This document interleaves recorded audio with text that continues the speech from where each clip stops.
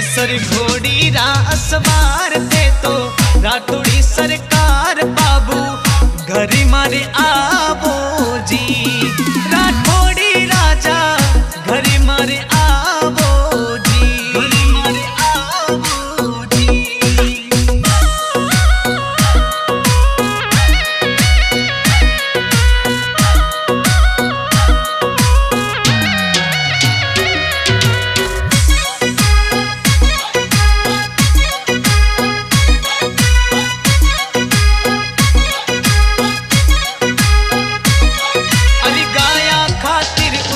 रण में दुश्मन दूजा जाए, गाया खातिर उतर्या रण में दुश्मन दूजा जाए। धरती माता रंगी खून से नाड़ा बेता जाए, धरती माता रंगी खून से नाड़ो बेतो जाए। ओ थारा देखा चमत्कार पल में सबरी सुने पुकार एकर घरे मारे आवो जी। घरे मारे आवो जी, घरे मारे आवो जी।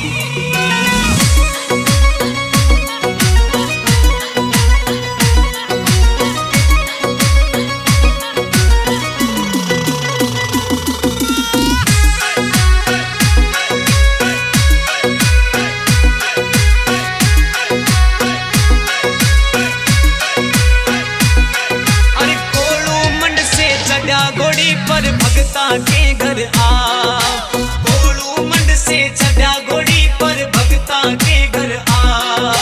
कर रक्षा सबकी बाबूजी पल में पीड़ मिटा, कर रक्षा बाबूजी ये तो पल में पीड़ मिटाए। बना सा दुखड़ा सब हर जाए, हमारा कारज सब सर जाए एकर घरे मारे आवो जी।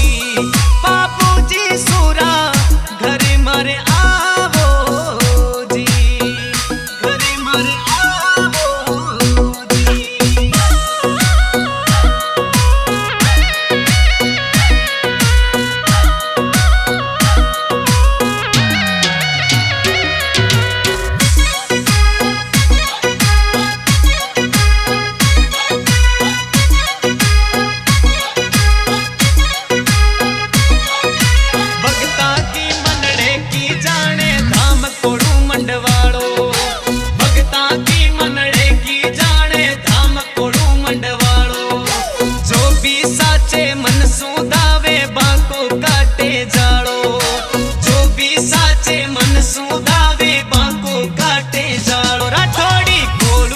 सरकार मारे हरदम रे वे साथ एकर घरे मारे आवो जी।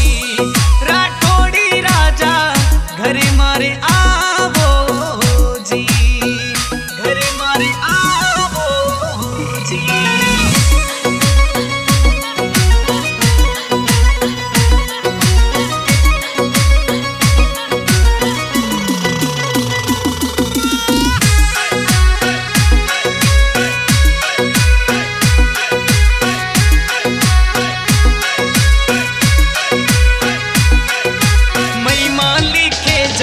जाखड़ दर्शन देवो आय, महिमा लिखे जय राम जाखड़ दर्शन दे।